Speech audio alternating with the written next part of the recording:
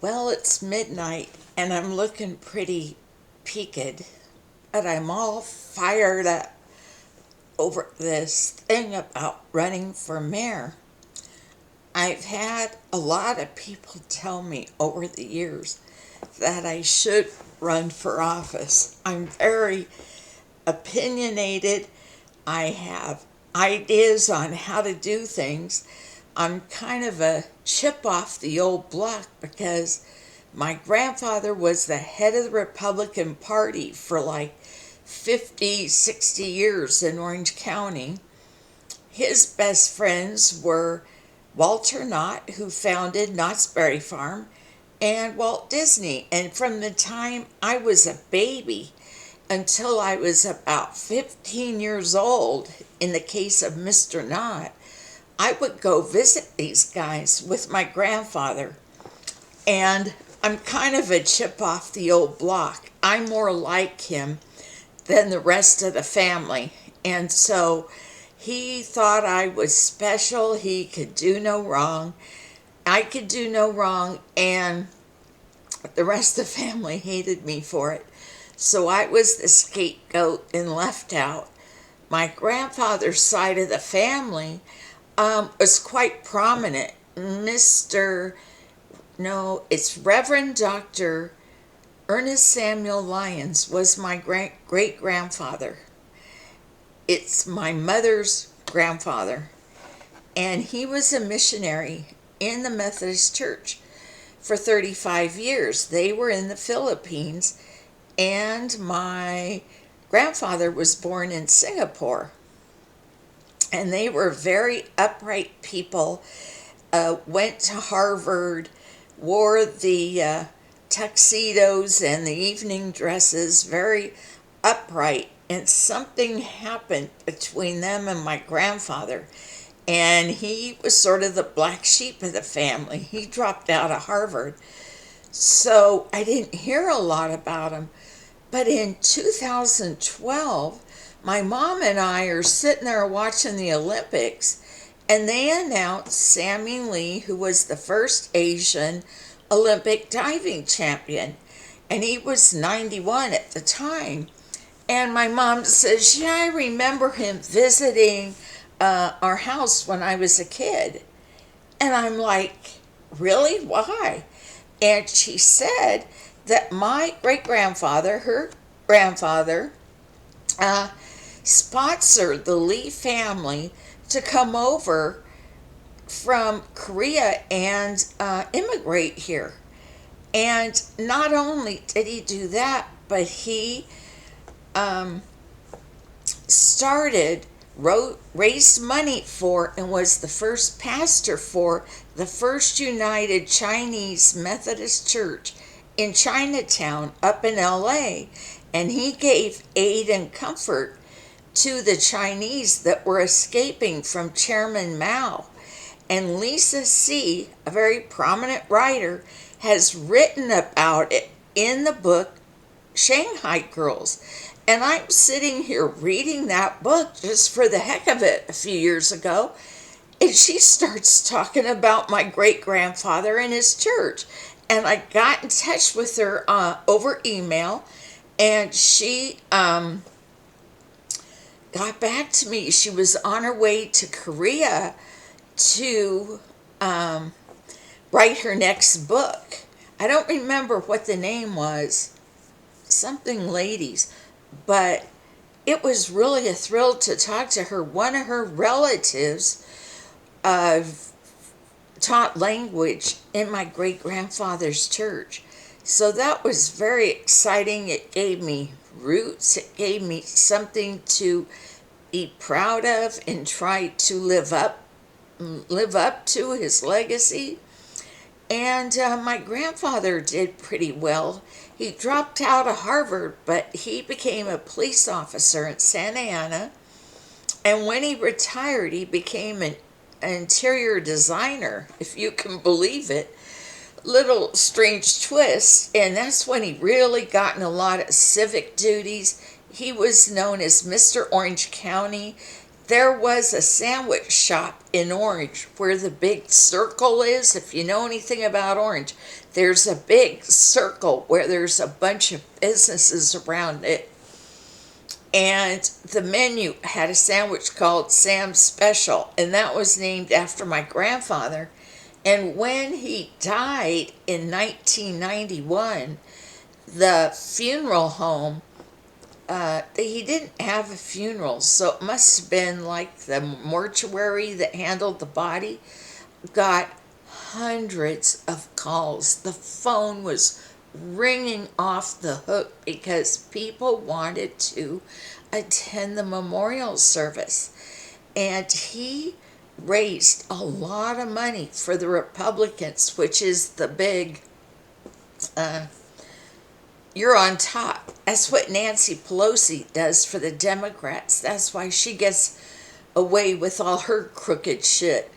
And he would be the MC for the fundraisers and get Bob Hope and John Wayne down there. If you can believe they were Republicans. Not many people in entertainment are Republicans today. And people would say my grandfather was funnier than Bob Hope was. So I do remember talking to Mr. Disney and Mr. Knott, and they talk about being great Americans. My grandfather always called them great Americans. Mr.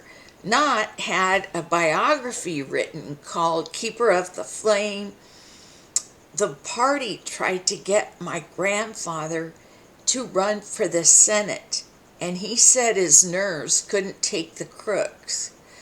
Well, let me tell you, with the family I had, the scapegoating old rats that I had to put up with in my family, and having gang stalkers harass me, having criminals live next door to me, trying to frame me, and all the crazy stuff that's gone on, my nerves can take the crooks. I'm used to it. People don't like it when I get a little emotional, but I had a therapist tell me one time, I can't expect everyone to be as smart as I am. And it's true. I have a very hard time dealing with the average person because they don't do a lot of research. They don't do reading. They don't know the topics. Get on next door and see what these lunatics say. They don't have a frickin' clue. And it's very frustrating to me. They seem so lazy. Like when we're talking about these homeless addicts, and that's what I'm going to call them. That's why I don't want to be on next door. I have to tippy-toe around, because if I say what I think, I get suspended for a month. What kind of, it's nothing obscene. It's just an opinion that's not on the left. And I'm not even what I would call an extreme right-wing person or anything. But, you say, what do you think should be done with these homeless addicts that are hanging around here? And they say, well, if you give them treatment and job skills, that's the answer. They've never been around an addict in their lives. They don't want job skills. They don't really want housing as far as having to follow the rules. I rented a room out to a guy. It was a big mistake. He really worked on my sympathy. So I let him in. I was kind of in a bad frame of mind. I wasn't thinking clearly.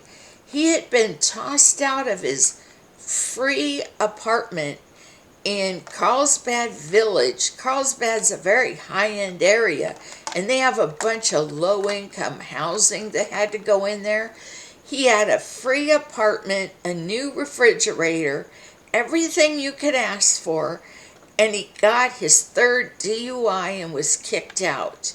He had spent 22 months in San Quentin on 3 DUIs. He was in there with Richard Ramirez, and he said he the guards would walk Richard around with his hands up in the air like that, because the murderers all had to walk that way.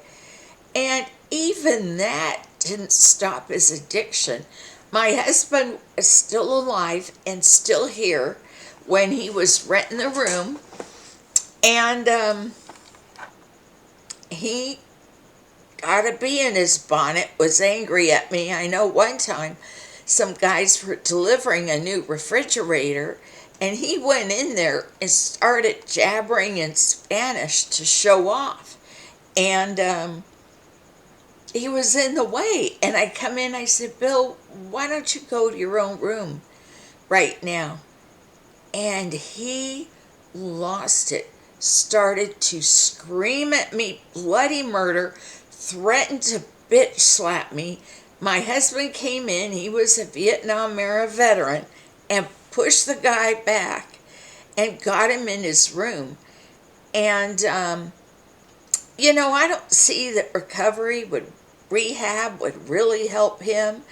He would go out on the first of the month, and he had to take his bike because he couldn't drive, and he would get his alcohol, even though the ad I put up on Craigslist said no alcohol, and get in there and get sloshed, drunk for 4 days, groaning, dropping the bottles on the floor, come out on the fourth day, dirty as hell, stinking, cussing, screaming, telling me I'm a bitch, saying he's gonna bitch slap me.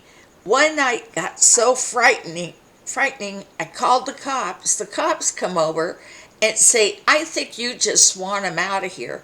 And here the guy is like this close to the cop's face, yelling with his big dirty alcohol breath. No kidding, I don't know what I'd want him around here for. What would I try to get him out for? Yeah, right. So I said, what am I going to do? And he says, you have to get a restraining order. And I said, are you kidding? For inside the house? And he says, yeah, that's all you can do. We can't touch him. There is a problem with that. Threatening somebody and being drunk to the point you're violent is a problem. And the other officer had the nerve to tell me I should be more particular in who I rent the room to next time. But he put on a very good front up front. They all do. Put on a good face up front was what I was trying to say. And you can't pick a good roommate. You just cannot. They all have some issue no matter what. And they all suck. That's why no one they know will take them in. But he was not someone who was a candidate for treatment. And I ended up, a friend of mine rented a van, hauled all his stuff out of here, and told him to reserve a hotel room and to reserve a storage shed. They take his stuff over and then drop him off and pay for one night in a motel. So they got him in the car. My friend Bill got him in the car, I should say. And they get over there. He hadn't rented the storage shed, and he didn't want to put the room in his name. And my friend said, I'll give you the cash, but I don't want it in my name. And they tussled back and forth. Here's someone's helping you. And so he didn't know what to do. The guy wouldn't get out of the car. He wanted my friend to leave the car with his stuff in it, the van, in the parking lot at the motel. My friend said, well, it's in my name. I'm not going to do that and leave the key with you. No. So they ended up in front of the U-Haul on Mission, sitting in the parking lot, just at a standoff. And I refused to allow my friend to spend the night in the van, because while he was talking to the guy, I told him the guy was a sneak and a grifter. And I did have to get that restraining order. I waited all day in court, and I did get it. So every time I walked out of the bedroom, the guy jumped in the air and ran because he was scared to death I was going to call the police on him. And I did want him out, but I was not going to call the police and lie or anything like that. I just won't do it. So there's Bill, my friend, and takes the renter over to U-Haul, and they're sitting in the parking lot. And all of a sudden, the renter grabbed the key and ran. And my friend chased him through sprinklers at 11 o'clock at night. I was laughing hysterically when I heard this. And the guy got away. So my friend Bill calls here and says, I can't leave the van because it's in my name. And he's got the key. I got to stay here all night. And I said, well, I'm not going to let you stay in that part of town. It was about a block away from the interfaith, and that's where all these homeless addicts were, hanging out on the street, sleeping in the doorways and what have you. I'm not leaving him in that area. So I took my husband down there, and he and my husband spent the night in a van until morning when they could get into the U-Haul place and turn the van in. And all night, the renter with the key was walking back and forth behind him, trying to see if they'd leave, because apparently he was going to drive away with all his stuff in there. So in the morning, I showed up, and I went with my friend into the U-Haul, and he explained, hey, this guy stole the key. He said, it happens all the time. Don't worry about it. So he looked up the van and discovered it wasn't in my friend's name. It was in the renter's name. And so, hallelujah, he was off the hook. He didn't have to worry about what would happen to it. So he left, and we went out to long breakfast at Wendy's. And, the guy got away with my pool key, which cost $50. But he did call my friend a couple of days later, and I don't know what he wanted, but he would get on Facebook, even though I had a restraining order against him, and leave obscene messages on there, calling me every name you can think of. He had told me he was on probation. Well, I volunteered on probation. So while he was still in my house, I contacted them and said he's drinking himself silly. That may be one of the terms of his probation. He's probably breaking a lot of terms of his probation. So I opened the door one day, and oh my God, there was a huge guy with a bald head out there. Big, beefy neck and shoulders. And he says, is Bill here? Bill was the name of the tenant, too. The renter was Bill, and my friend was Bill. But this was Bill, the renter.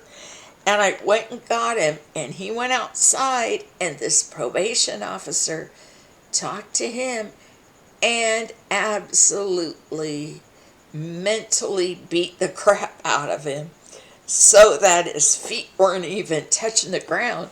It didn't do any good because his brain was fried from years and years. He was in his 60s.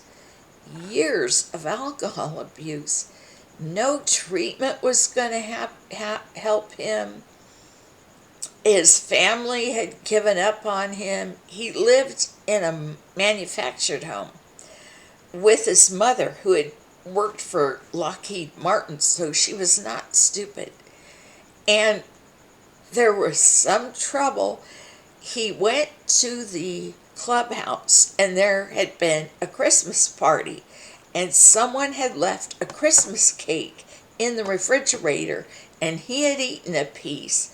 And a deputy sheriff came over and said he'd been accused of stealing cake out of the refrigerator, which doesn't seem like a crime to me. It's a very fine line there to whether it's theft or not.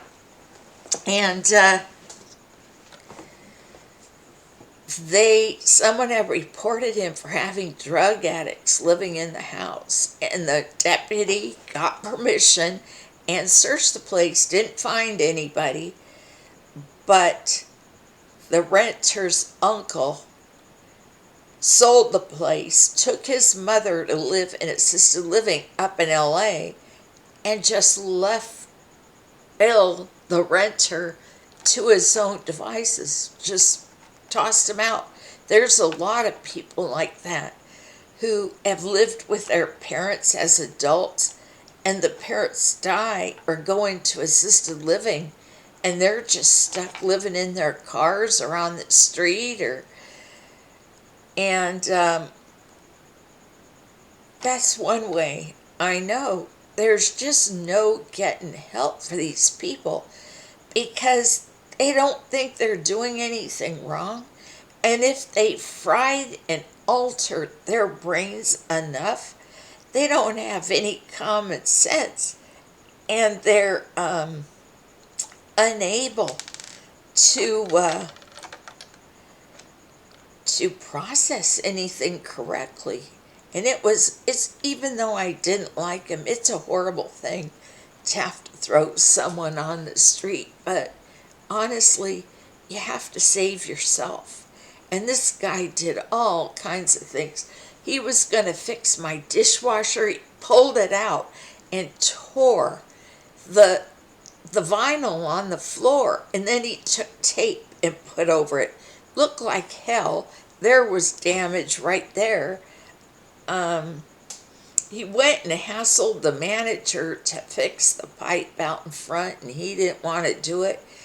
And then he went up to the clubhouse and he asked some guys, "What's the password up here?" And they said, "We don't know. Go ask Jose, the maintenance man." So he lives right down the street. So I told him, I tell every renter, don't mess with the management. They are a problem around here. They are a major problem. Talk to me and I will deal with them. So of course he went down to Jose's house, and Jose's wife said, "Don't come here. We don't want to talk to you. You have to leave." And he refused to leave. So then I hear from the property management yelling, cursing at me, going crazy, saying, "Keep your renter out of Jose's house." And there, I have a little class. I wasn't raised in a dump like this. I would handle it. There's no question. What he did wasn't acceptable. I've never been rude or difficult or anything like that. I know the right way to act, and I know the way my renters ought to act. They don't have to yell at me, the management, but they did. So he finally got the van, and I don't know where he is, but that's one reason I don't have any sympathy for these homeless people. Not anymore. You tell them to leave, they don't want to. I have talks with them that most people wouldn't do, and I tell them, we pay taxes here. This is our neighborhood. We don't want people doing drugs here. We don't want you laying around in the parking lot. And they don't care. They have no respect for us, and they don't care. The only thing to do is to take a hard line and try to figure out what you can get them arrested on, if you can at all get them arrested. It's not going to be state laws unless I call Gavin Newsom, which I would do as mayor, and try to get the city attorney, or maybe hire a separate attorney, and try to tell them, what can I do legally to get these addicts in jail? What kind of ordinance can the city approve of to get them in jail so they don't want to be in Escondido anymore? If we have the hardest line, then they'll want to be anywhere but here. And it's the only answer. We have to save ourselves because they're lighting fires out there in the homeless encampment in Harmony Grove. And many of us can't get homeowners insurance anymore because this has been declared a fire zone. It is a problem. And these people who live in La La Land keep saying, well, treatment and job skill. They've been offered that. The mayor himself said 85% of them declined the help. There's no other choice but tough love. And if you agree with me, my eyes are a little dry this time of night. That's why I'm blinking. But if you agree with me, leave your comment down below. I'm collecting signatures. By next year, when I'm able to file, I am going to need to have 20 signatures of people who want me to take a shot at being mayor. I don't know if I can win, but let me tell you, one thing about me is that I am a fighter. I can hang on like nothing you've ever seen. I don't back down for anybody. And truthfully, I think a lot of those people in government are nothing but a waste of flesh. They are an insult to the public. They just want the job and the money, and then they don't know what to do and don't do anything. I'm sick and tired of it, and if they give me any of their baloney, I will be their hell. I can guarantee you that. I can't guarantee I'll fix the homeless problem, but I'm going to take a hard line on it, and I don't care what anyone says. The police consider them to be criminals, drug criminals, and that's how I am going to approach them.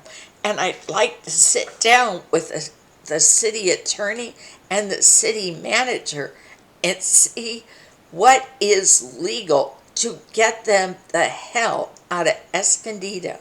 Thank you for listening. I love you all.